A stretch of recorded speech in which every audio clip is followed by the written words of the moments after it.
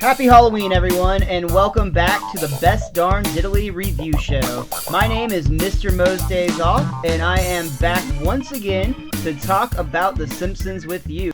Before we get any further, though, let me introduce your co-host with the most, Richie the WizKid. How are you today, Rich? I am definitely most excellent on this Halloween episode. This is an exciting coincidence that we did not plan whatsoever, but we're going to get to do some fun episodes today. For now, I'll go ahead and throw it back to you, the man, the myth, the maximum carnage. It is MrMostDaysOff.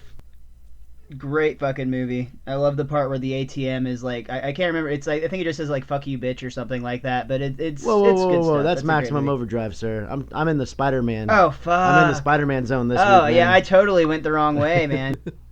Regardless, Richie already pointed it out, but we did have kind of a fun coincidence. This episode should be airing on Halloween Day itself, and it just so happens that the first episode that we get to do today is none other than the very first Treehouse of Horror, which aired on October 25th, 1990. This episode starts out with Marge Simpson giving a warning that perhaps you should consider putting your children to bed, as this is not going to be your usual Simpsons episode. No, this will be a scary episode, which I remember being a child. I don't know if I was actually watching this first run or as a rerun, but it was somewhere around this time, and within this or the next couple of years that I started watching The Simpsons, because I was barely 5 at this point, and I remember loving Halloween, and the idea of like a scary Simpsons just absolutely floored me. I was totally hooked, line and sinker whenever Marge came out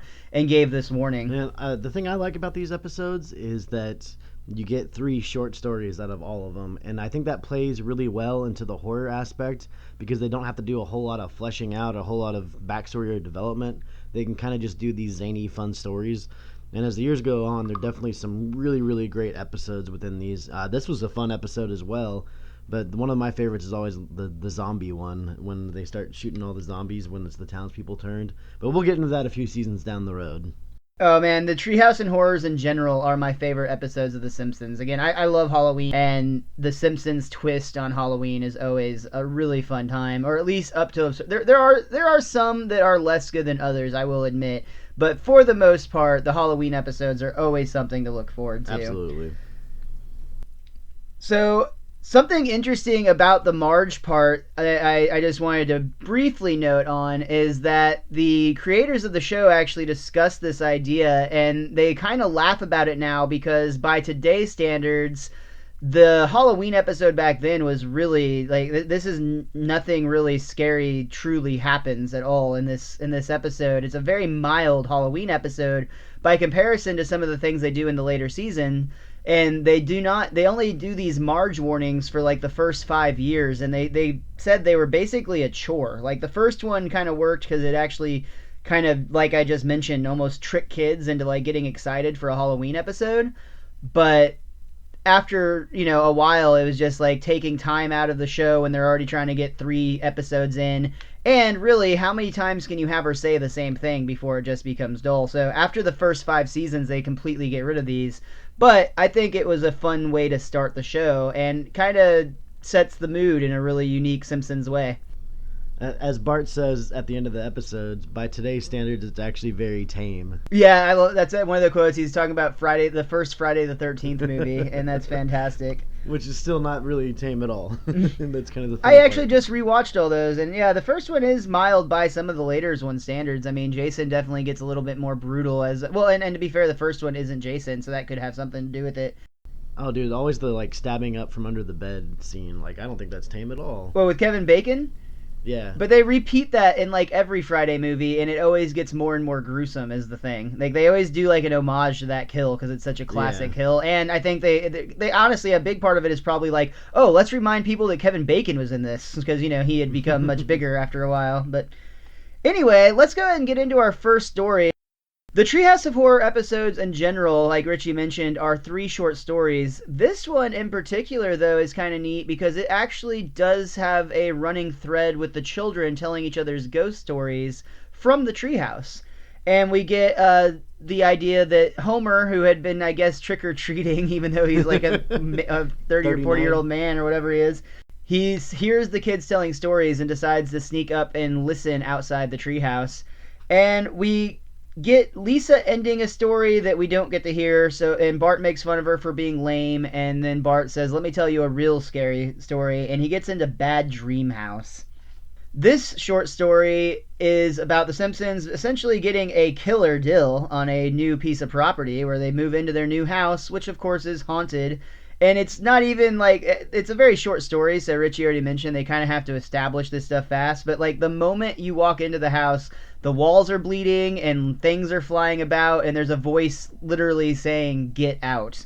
The thing that threw me off in this one a little bit is Lisa is the first one that notices she feels an evil presence in the house, and again they have to do the quick development here, and I thought that was a little odd that Lisa's the one and not Marge that figured that out, because Lisa's usually a very rational thinker, and I know it's a Halloween special so you can throw the character tropes almost out the window, but I found it a little odd that Lisa was the one that felt the evil presence. Yeah, I guess that's a good point, but to what you already said too is they can kind of throw all of their character they can take all their characteristics and just kind of flush them down the toilet with the Halloween specials to some extent. I mean, they're still themselves, but they don't live in the same world. They don't have to play by the same rules for these very special episodes. Oh, and also more proof that Maggie Simpson might in fact be a Muggle-born witch when we see her head spinning around in the crib. Yet in the next scene, she's chasing her siblings around with a knife. I don't think that's what plays into the Muggle-born thing. The thing that I think plays into the Muggle-born until a witch scenario is that her PJs change colors like 3 times in the same scene. So who changed her? How did she change into other color PJs? It wasn't Marge, it wasn't Homer, it wasn't her siblings. I don't know what's going on. Fascinating. This theory is gaining traction each and every week. Andy may have been onto something. So we get to the point where the family is basically in their dreams being told by the voice that they should kill each other. And we have Homer, Bart, Maggie, and Lisa all chasing each other around with knives. And we see Marge in the kitchen with a knife. But it turns out she was just making a sandwich. She comes out to see her family try to kill each other. She basically loses it. She says, "This family has had its differences and squabbles before, but we've never had knife fights. I blame this house." Which was my favorite line in this particular short. Immediately after that, Lisa points out in the basement there is a actual Indian burial ground underneath the house, complete with gravestones. Something that absolutely cracked me up. You got like your typical Indian names. There was even like Geronimo and Pocahontas. There was Crazy Horse and Not So Crazy Horse. But there was also a gravestone for Gandhi in this, which I think is funny because he's not the right type of Indian for an Indian burial ground. Immediately after this, the Simpsons do, in fact, or there's actually a funny moment where Homer calls the realtor and basically argues that he never told him. Yeah, it really funny. He said he mentioned it like, 5 or 6 times. Yeah. In reference to the real estate agent telling him there is an Indian burial ground in the basement. Apparently he told Homer numerous times. So Marge pleads with the house that they should just learn to love and live together, and that there's no reason that, they can't find peace amongst all of them. The house asks for a moment to think about it, to which the Simpsons step outside to oblige, and the house decides to basically suck itself into its own vortex as opposed to coexist with the Simpsons. Lisa points this out and says essentially, "You can't help but feel a little rejected." And honestly, that kind of plays into the WizKids theme for this whole Halloween episode, which is that the Simpsons are the monsters, which they get into in the next one. There's not terrors that are terrorizing the Simpsons are terrorizing the terrors themselves. Interesting. While we're talking about that, I was just about to say this next one introduced for the first time Krang and Kodos. However, with the exception of those aliens, there are no other side characters in this entire episode. So that kind of helps your point along a little too. There's no other Simpsons characters other than the Simpsons family in this entire episode. Yeah. Oh, I was about to say but that's the next episode. They're bleeding together in my brain. So this story is Hungry Are the Damned, which I do believe is another Bart story. Since his first one did not scare Lisa, he decided to try again. Homer is outside the treehouse, and he is visibly shaken already, so that's kind of a funny running theme of this episode. Hungry Are the Damned is basically a story about aliens invading a Simpsons barbecue and taking them to a feast on their planet. And it's a classic tale of, I think it's actually originally a Twilight Zone episode, if I'm not I believe you mistaken, are correct. to serve human or to serve man, something like that. I love the Twilight Zone, but it's the same concept. As they're traveling with the aliens to the feast, Lisa discovers a book that essentially is how to cook humans. It is revealed that it was how to cook for humans, and then finally revealed how to cook for 40 humans. So really, the book was a guide to help serve at the feast, but the Simpsons, instead of being grateful for all the hospitalities of being overfed and taken care of on this spaceship, they are just instantly. And to be fair, I would, if I were abducted by aliens, I would be at least a little bit suspect that they wanted to like eat me or shove something in my ass. But that's just because we live on the Earth, and that's how we've been pre-notion to be. I like when the aliens actually say, like, by astonishing coincidences, both our languages are the exact same. The Rigelian or whatever it is the aliens are speaking. Yeah, absolutely. And then, but the thing that didn't make sense about that to me is then there is a scene later where one of the aliens was talking about how to pronounce his name, and they're like, "Well, to pronounce it correctly, I'd have to remove your tongue." And it's just like, what? You use the same language? What the fuck? But the dialects could be different. I mean, apparently he clicked English instead to of Old clacked. English or American Old English is different. So, but they're both English technically. Fair enough. Fair enough.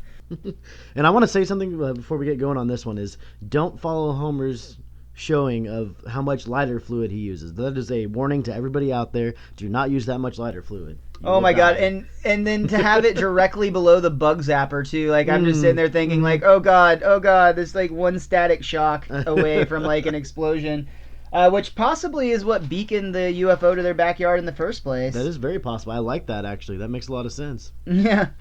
I also like early on when they first get on the spaceship, the aliens are talking to them about studying their race and showing them a whole how advanced they are and whatnot. And Lisa said something along the lines of, "Please don't look out down on us for being lower beings. We face this prejudice on our own planet every day," or something along that line. That the Simpsons are not necessarily the highest form of life form on Earth, is the implication there. Yeah, you're not selling them short there. Also, when they're showing off their intergalactic TV, which instantly made me think of Rick and Morty, but when they're showing off all of their hundreds of intergalactic channels from the far reaches of the galaxy, Bart asks if they have HBO, and they're like, "Of course not. That would cost extra." I like that part. And then literally the line or two later after that, when they say, "Have any of you mastered intergalactic space travel?" And I love when they pause for a second and Bart raises his hand, and then Homer shoves smacks it his back hand down. Yeah. I agree. That was my favorite little tidbit in the episode there. Yeah, I that's up there with mine too. Mine actually, I think, came at the very, very end after it was discovered that Lisa, like I mentioned, Lisa finds this book, and you discover that it was this misunderstanding, and the aliens really did just want to give the Simpsons a feast on their home planet, but they were disrespectful and weren't grateful for what they were given, so they were taken back to their backyard. Marge says to Lisa, "See what we mean when we say that you're too smart for your own good?" And then the rest of the family all grumbles and groans at Lisa for basically trying to save their life when she thought they were in danger. And poor Kang and Kudos never getting the respect they deserve. I wonder if this is what pissed them off to the point where they decided they wanted to come back and rule the Earth later on. I was just going to mention that. I believe that is exactly what happened. The Simpsons Yeah, the damned Simpsons us did all. it. Absolutely. One last thing I would like to say about this episode, just because the shot really, I thought it was a really fun way to animate it. At the point where we're starting to, supposed to be suspicious that the aliens might be trying to eat the Simpsons and fatten them up, there is a point where they're talking with Homer and Marge about the feast, and the camera pans over to their plates, and it's shot at an angle where it looks like Homer and Marge's head are on their platter. Yes. And it was just a really brilliant moment in animation. Yeah, very good for a cartoon show, definitely. Absolutely. So, finally, for this Treehouse of Horror special, we move into a Lisa story. Since Lisa is once again not convinced that these are scary stories, she decides to go to a classic, to which Bart is very, very against because, it's a school book, as he points out. Lisa is going to read The Raven by none other than Edgar Allan Poe, who has already had one of his stories rather appear on The Simpsons in the first season. This is one of my favorite earlier Halloween shorts. I love The Raven. I honestly had a hard time taking notes on this one because I was actually just sitting there and watching it because it just made me feel so nostalgic, and I'm sitting there, quoting along with it. And I love that they have James Earl Jones doing the narration on this one, so to speak. I think it was hard to go wrong with James Earl Jones. That's absolutely a strong fit for this. Yeah. I also always really enjoyed this episode, or I'm sorry, this part of the episode. It was really unique and weird and silly. I like the idea of Edgar Allan Poe, though I'll admit I have not read a lot of his work just because of the way it's written, but I like it when it's like readapted, or reimagined, if that makes sense. I do find it interesting, however, that Matt Groening himself was worried that this was going to be the worst and most pretentious thing they've ever done, and he ended up liking the way it turned out, but he was really worried that it wasn't going to be funny enough and there wasn't going to be enough gags to get it over. So he was worried basically that it was going to alienate the audience, is what you're saying. Right. That's the impression I got. Okay. I did not quote that, but that's the impression I got. That was actually a quote, that I read there. The worst, most pretentious thing they've ever done was actually his words. Huh. Well, that can make sense because it's different from the style that they always do, and it's something a little more serious, almost, you could say, so it doesn't follow the guidelines that they normally use in the show. Which is funny that we're only at the third episode of season 2 and we're already talking about guidelines and stuff of the show, but you're totally right. They've done such a good job through that first season and already into the couple of really solid episodes we had last week that they've really set this world apart now, and there's expectations from these characters. Exactly. One thing I definitely enjoyed in this little short story was when the Raven was dropping books on Homer, and they were all Edgar Allan Poe stories that he was dropping on him. I thought that was a fun little nod. Yeah. I agree. So by the end of this, no one is scared except for Homer, who is trembling and terrified, and the kids go to bed all thinking like, maybe next year. And Homer goes to bed and is mad that Marge is putting the lights on, or is mad that Marge wants to turn the lights off. I just thought it was a fun, silly Halloween special and a real cool way to establish the Treehouse of Horrors as an anthology. It makes me wonder if they knew from this point that they were going to go forward with that. I think they only thought one word when thinking about more Halloween specials, and it was probably nevermore. Nice. One other thing on the Halloween episode I will point out is they did do a unique credit spiel where they went through like a spooky graveyard of Springfield instead of actual Springfield. But this did not introduce the spooky names that we're so accustomed to. There wasn't like James Hell Brooks. Look out for that this time. I'm so used to seeing it that I just assumed it was there. It was not. It's actually, oddly enough, one of 2 Treehouse of Horrors that don't do that. They, for whatever reason, chose not to do that again in the 8th special, which is in season 9, I believe, since they're one season off. But yeah, starting with the next Treehouse of Horror, though, they will introduce those, which I always thought was like a really cool touch. Yeah, I think it's always fun. I would love, if it was my name, I would really look forward to that part. I completely concur. That'd be really, really great. So yeah, anything else that you or that your book would like to say about the first Treehouse of Horror special? Oh man, the first 2 episodes, there's a lot. It basically talks about every throwback to every movie and TV show they do in this. Like you said, the most obvious one's the Twilight Zone. When the bug zapper goes off and you hear the fly make a noise, that's literally from The Fly. Like they're nodding to that. Cool. And when the first one, the Bad Dream House one, it literally mentions, The Exorcists, Poltergeist, Amityville Horror, The Fall of the House of Usher. Like it throws in so many different movies and TV shows here in just the first Treehouse of Horror. And that's saying a lot for a show like this. That, to me, almost makes me think that they weren't necessarily thinking long game on this at this point, because they may have considered just doing them individually as opposed to all combined like that. Though, to be fair, I think they end up doing that with a lot of various franchises, because I know they did The Shinning and, the Nightmare on whatever street and all that good stuff. I love that one. When Groundskeeper Willie dies in every scene. Exactly. But again, we're getting ahead of ourselves. Yeah, we're only a few seasons ahead now. It's fine.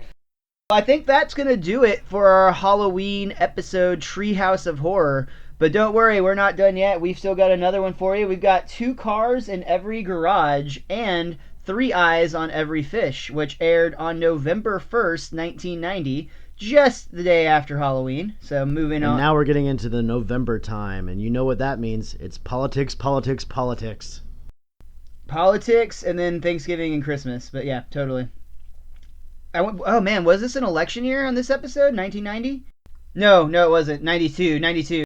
So this was not an election year. That would have been interesting, because I did find that there was some fun parallels to the current election, even though it's clearly, like 25 years later and not at all the same characters. But just interesting because we're in election time, yep. I guess, that this was a politically charged episode.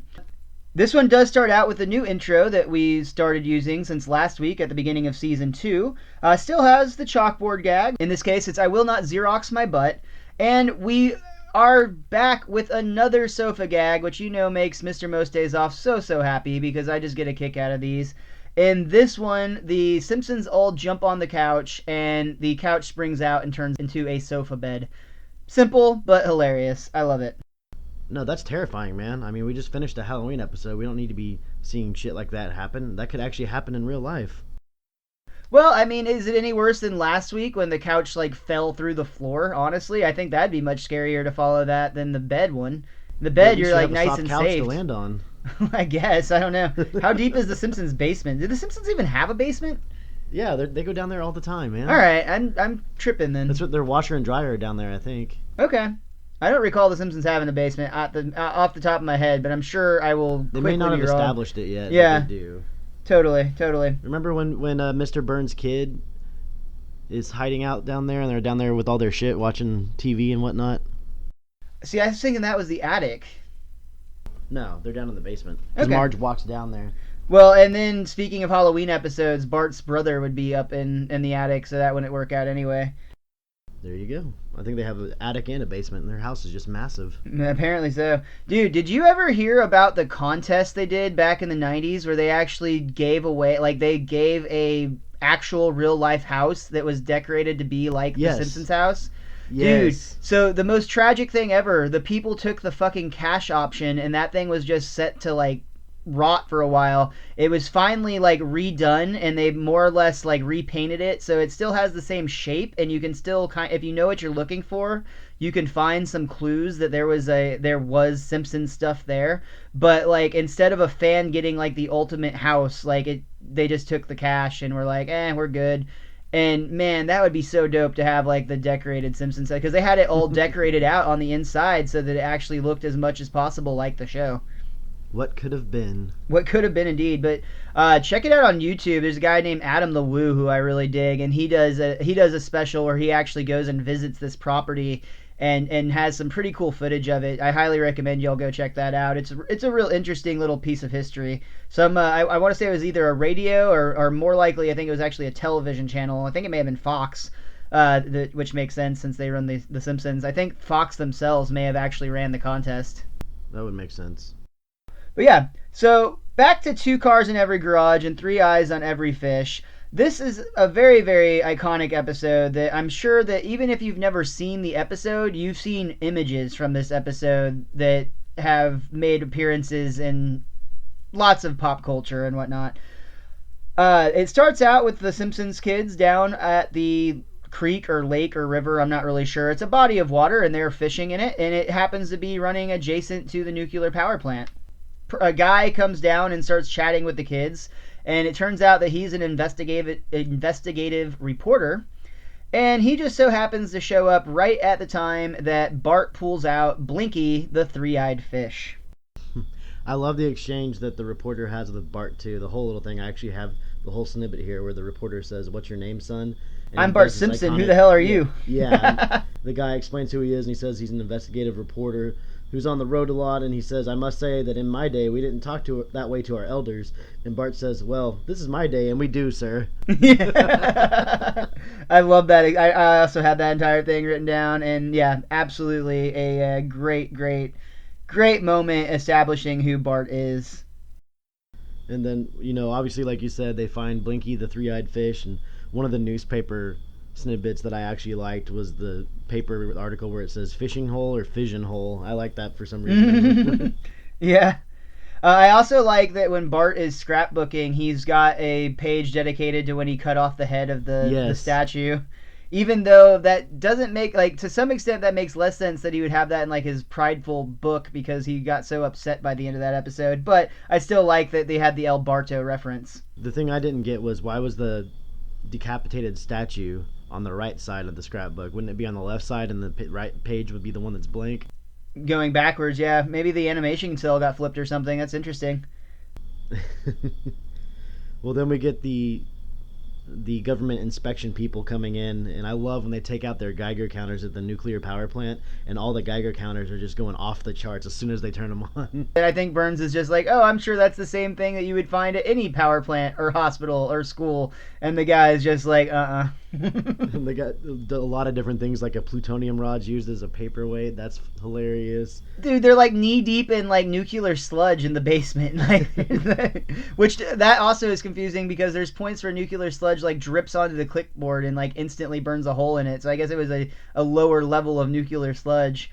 But yeah, so Montgomery Burns tries to pay off these inspectors and to no luck, the guy is basically holding him to his repairs, which are going to cost $56 million in fucking upkeep, which, especially in 1990s dollars, that's a lot of money, dude. Yes, it is. Yes, it is.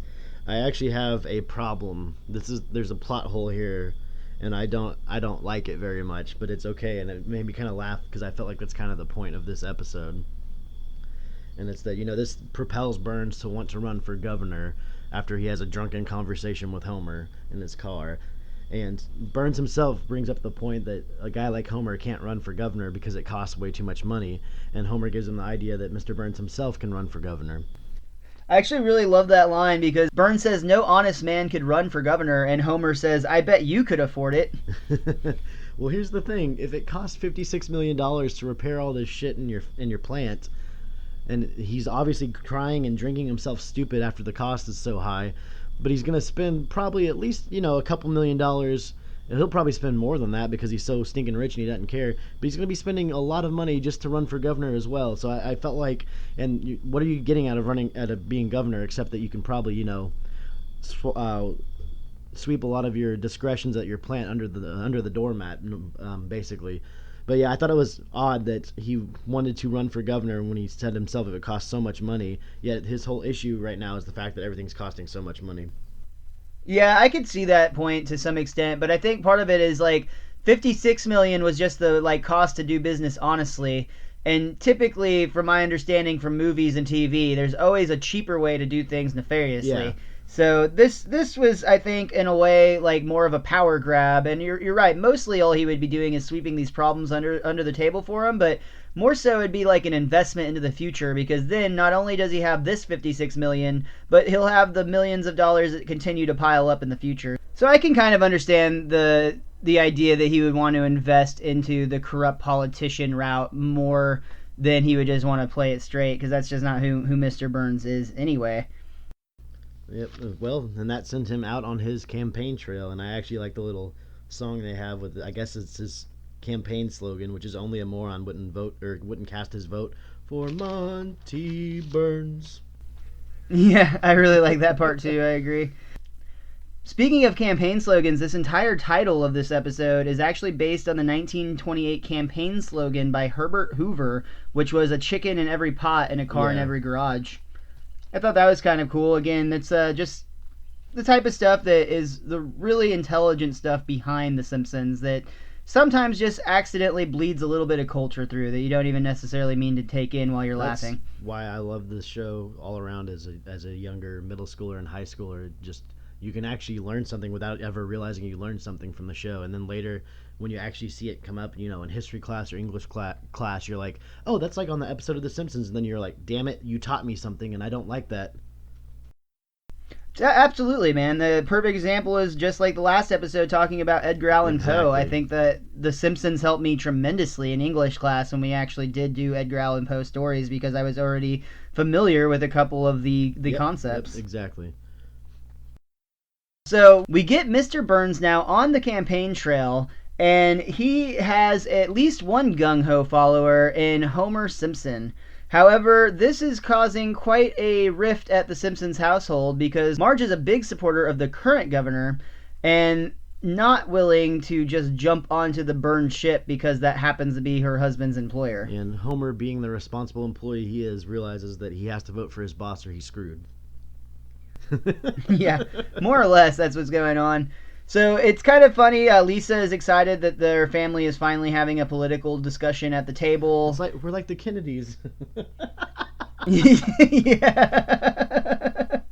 Yeah, I think that's what it was. I feel like a Kennedy or something like that. But oh my god, very funny. We get introduced to Montgomery Burns' team, and I do mean full team. I think there's like literally 10 people all there trying to make him look good. There's a point where they're showing a picture of what they want him to become, and he asks, "Why are my teeth showing like that?"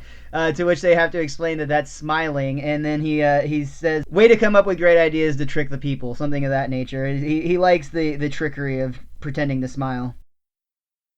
He also actually has to be coached into how to smile, and they kept telling him to go bigger, bigger, bigger, and finally when he gets the smile big enough, he mentions it. He's like, "Oh, I'm going to be sore tomorrow." Right before he does his little TV spot, which the TV spot, he actually does a really good job after he comes out of the gate stumbling a little bit. After he fucks up. Yeah. Well, he goes on air talking about how, like, beneath him I actually everyone have else this in my little companion guide here. He says, "Oh, I get your angle. Every Joe Meatball and Sally Housecoat in this godforsaken state will see me hunkering down for chow with Eddie Punchclock. The media will have a field day." I believe this is the same commercial where he addresses the three-eyed fish that we met at the beginning and talks about, or actually introduces us to an actor dressed as Charles Darwin for credibility's purposes, explaining the concept of natural selection. Yeah. And it makes perfect sense that he explains it. I would have fallen for it. It works pretty well, I suppose. I like the part where he goes up to an elephant and we're like, I suppose if they were to find this elephant near my power plant, they would try to blame me and my plant for his long, exaggerated nose. Like, drawing parallel lines there. Good old Monty Burns. Monty Burns indeed. Don't be a moron. Only a moron wouldn't vote for Monty Burns. Vote for Monty Burns. So after this press conference, we learn that Monty Burns moves up 6 points in the polls to give him a total of 6. What does that make my point total? 6. We get some more shots at the Simpsons house where things are heating up, and both Marge and Homer are getting more and more actively involved promoting their candidate. I really like, in particular, the kids are wearing shirts. I believe Lisa says, "I wish I was old enough to vote for Kate." What's her name? It is. I have it written down, and it's also in my book. Mary Bailey, who my book points out is actually the name of Donna Reed's character in It's a Wonderful Life. So Mary Bailey is who Lisa wishes she was old enough to vote for, according to her television shirt. I'm sorry, according to her T-shirt. According to her T-shirt. Shirt? I have no idea. And Bart is wearing one saying, "My dad wants me to vote for Montgomery Burns," I think, or something like that. Or "My dad says I should vote for Montgomery Burns." I just love the idea that they're getting politically charged and like drilling signs on both sides of the yard. Like they've got one for the previous governor and one for the new governor. And just the fact that the Simpsons, who are not ones that you would expect to really get too political, are more or less involved in a situation where Homer doesn't really have a choice and Marge is actually passionate about it. Yes. And as we all know, eventually that means you're going to have to vote for the way your wife wants you to. Man, I actually just read a really interesting study about this, that for the first time, because of how unliked both the candidates that we're currently dealing with are, that we're getting a large spike in marital problems due to the election. They have this thing that they used to call the like sure deer. I don't know, it's the sure deer something. It's like the sure deer principle. Thank you. They'd call it the sure deer principle. And basically how it worked is if you and your spouse disagreed about politics, in the past years, usually the average person is not that politically charged that they really care a lot. They know who they generally want to vote for, and they know who they're going to cast their vote. So if, like, say, Emily and I disagreed about a candidate, I might say I support turd sandwich, and she's like, well, I totally like douche better. But instead of like getting in an argument, when I say like, oh yeah, let's vote for turd sandwich, she's gonna just be like, oh sure, dear. Well, Hillary and Trump are so unliked by so many different people that there's been a spike in marriage problems due to people being like, I'm going to support Trump, and then people being like, how could you support such an idiot? And by the same token, other people being like, I'm going to support Hillary, and being like, well, how could you support a liar? And like, honestly, I think I kind of have the South Park view where every 4 years we do just choose between a douche and a turd sandwich, so what does it really fucking matter anyway? But I do find it interesting that this year has gotten such a charge that it's actually causing marriage problems. Well, that just makes me bring up South Park again, like the most recent episode. I love the approach they take where Randy actually changes his mind after watching Garrison do a couple talks where he's being honest. God damn it! I like this guy, but this guy's an idiot, but I kind of like him. Coming from, yeah. It's so. Oh my gosh, I've been reading articles too that have been saying this is how Hitler rose to power, and it's like, no, just literally like they were comparing Donald Trump's collection of support. They're comparing it to how Hitler gained support back in the day, and it's funny and it makes me laugh, but at the same time I'm like, oh my god, it's right there in front of us. It's literally happening right in front of us. No matter which one of them wins, like you can easily compare it, and that's scary in a way. That is really funny. It's scary, but also kind of funny. I mean, yeah, it's an interesting election year. I've said for a long time the pro wrestling fan in me is all about this. I mean, like if you have somebody like honestly, President Trump or President Hillary at this point is going to be like turning into fucking Monday Night Raw every single day on CNN. It's like, what the fuck are they going to do today? Especially Trump, I'll say that. He's definitely the crazier. He's a showman for sure. There you go. All right, let's get back on track with The Simpsons, though. I think we've diverted long enough. To The Simpsons, yeah. It's a politically charged episode, man. It was relevant. So essentially, to gain more steam, it's brought to Mr. Burns' attention that he needs to basically have dinner at a low-level worker, a regular Joe Schmo, and that would increase his popularity with the low-level class, with the lower class. So we get a scene where Homer and Marge are arguing because Homer wants Mr. Burns to come over for dinner, and he angrily asks the kids to leave the room, and the kids get up looking a little scared, and then Homer gets on his knees and is crying and begging Marge to let Mr. Burns come over for dinner. This was the line I was going to talk about too, actually. I love the fact that it kind of was implied by Homer's actions. The kids, I think, were under the impression that Marge and Homer were about to have a fight. And then instead, Homer just completely cowers and is like on his knees, please, please, please, Marge, it's for my job, for my boss. Which again is one of those like subtly sweet moments in a way, because most families would be having a shouting match or an argument right here, but The Simpsons, being the classic show it already is at this point, just kind of flips it on its head. Yeah, I could see that for sure. And another sweet kind of moment, and kind of pertinent to like real life marriage, because these are the type of situations where, I mean, like, you sometimes do have to do things that you might not really dig just because it's for the good of your spouse or whatever. Marge agrees that she will invite the politician who she's openly against over for dinner for Homer's sake of his career and happiness and whatnot. However, Homer, in usual Homerisms, kind of neglects this from Marge, and basically is not allowing Marge to express herself at all. And Marge, to understandably so, gets upset by this. To Homer's response, which is, I was worried about his balls, frankly. He basically tells Marge that while trying to snuggle in bed one night and Marge refusing, Marge expresses that she's mad that she can't express herself, and Homer tells her that Homer tells her that she does get to express herself by keeping a clean home and cooking food and things of that nature. And Marge kind of has like a little mini snap here where she's like, okay, this is how I'll express myself then. That's good. That's how I'm going to express myself with the house and with the food. And, you can tell there's something going on, but you're really not entirely sure what yet. As we'll learn, Homer accidentally gives Marge the ingenious idea that she can express herself through her cooking, and which is, I honestly thought it was great. Like, Homer more or less saves the day, but doesn't, if that makes sense. Absolutely. So we've got Montgomery Burns' team of people coaching the Simpsons on which questions they should ask and what they should talk about and how they should be affectionate but not actually touch him. and all these other things going on at the table, and they're doing their best to, Marge and Lisa in particular, are kind of having to just grin their teeth and get their bullshit questions out as best as they can. But Lisa actually goes to Marge and is like telling her how upset she is by having to play along with this, to which Marge replies, "You're learning a lot of lessons today, Lisa, and one of them is you should never underestimate your mother." She brings out the serving tray for dinner, and what do we see? None other than 3 eyes on a fish looking directly at Monty Burns. Which, by the way, is she serving him sushi? I think it was cooked. It was slivering, though. When Burns picks it up, there's a piece, like, moving around. I thought that was more implied that he was like shaking because of how grossed out he was by the idea of eating like radiated fish. I thought when it ends up on the floor, it still moves around, though, a little bit.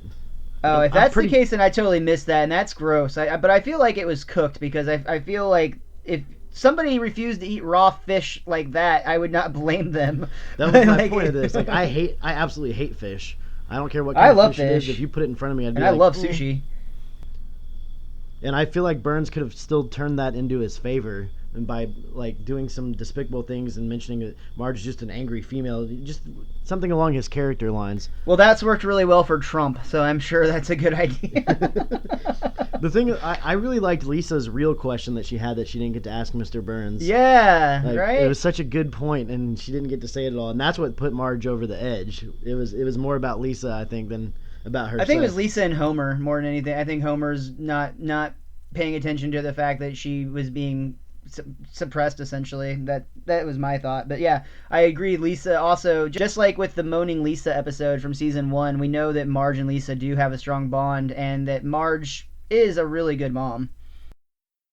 I like that Lisa asked Mr. Burns her question and then got up and left the room while he was answering her question. And all the cameras because she really didn't care. Yeah. And he was, and that was the other thing, is every question he got asked, he just basically went into his same rhetoric, just like real politicians do. Exactly. Where they don't really listen to your question. They're just using it as a talking point to get to say their little catchphrases like "Make America Great Again" or "I'm with her" or whatever the fuck it is. But anyway, I loved Bart's prayer too before they started. Just about to say that. Yeah, the prayer was absolutely the best part. Dear God, we paid for all this stuff ourselves, so thanks for nothing. Which, to be fair, I mean, he's right. Yeah, I think it makes sense. And again, they use that to Monty Burns somehow politically swung that in his favor, as like talking about how only a young lad like that could get away with saying something so that. blasphemous or something like that. But he's like faking a smile while he says it. So when Marge does serve this fish, everything goes disastrously for Monty Burns. He is not able to swallow it and pretend it tastes good. He does, in fact, spit it out. And as his team says, his campaign was over before the fish hit the ground. Yeah. Monty freaks out and basically is saying, destroying the Simpsons' house, actually, which I thought was kind of weird, and saying to Homer that he is going to basically make sure all of his dreams go unfulfilled for the rest of his life, which visibly upsets Homer. He's very, very sad. He's in bed. He's worried. He's talking to Marge about how that doesn't sound good. He doesn't want his dreams to go unfulfilled. And Marge has my favorite line in this moment when she pops up. It's not funny, but it is sweet, and it's, "When a man's biggest dreams include seconds on desserts, occasional snuggling, and sleeping until noon on weekends, no one man can destroy them." And this instantly makes Homer feel better, and is just one of those mini moments between Homer and Marge that just makes you kind of see like why their relationship does work. And plus, as we all know, Burns won't even remember who Homer is by the next time they meet, probably. That's most likely the case. He'll have to ask, "Smithers, who is that man?"